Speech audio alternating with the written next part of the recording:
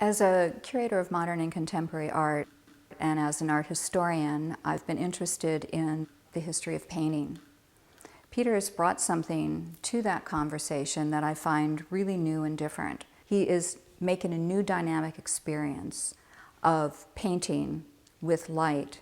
There's a lot going on the surface that feels semi-opaque, and then transparent layers through which I can dive into this incredible natural space, almost as if I'm going underwater.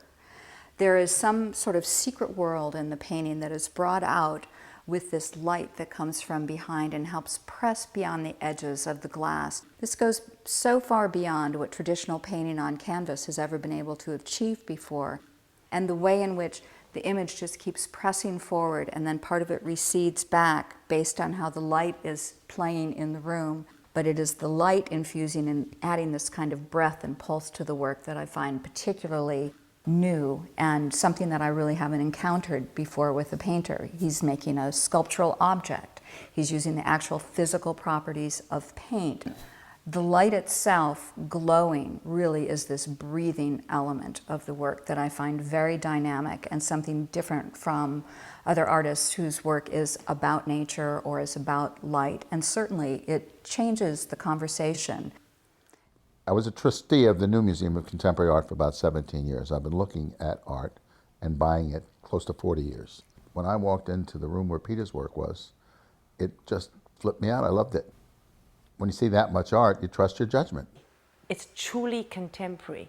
The vision is a prediction of the future of contemporary art, the language from nature and from the human body inside.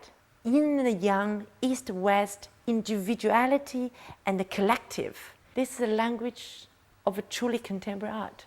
Logic and imagination.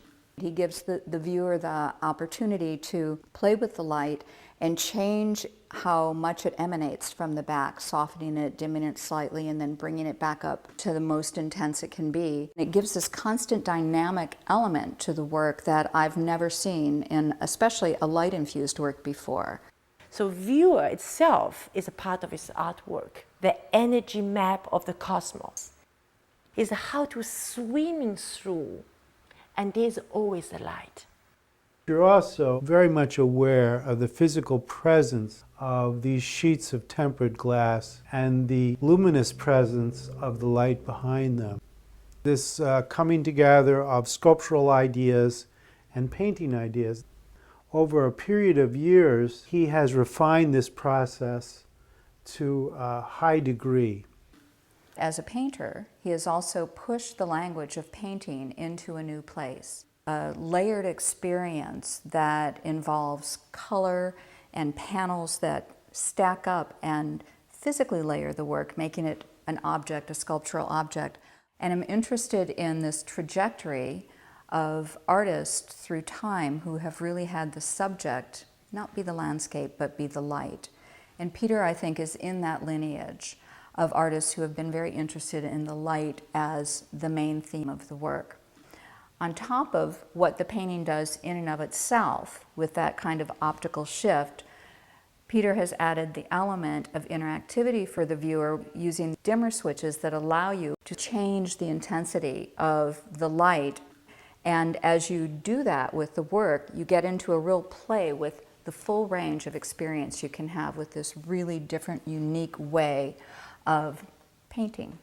Peter Bynum is asking about the length of time and space, like slice of the soul, and see the enlightenment. I'm sure that he's going to show in Rome, in Europe, it can be in Shanghai, it can be in India. The beauty of his work is truly universal.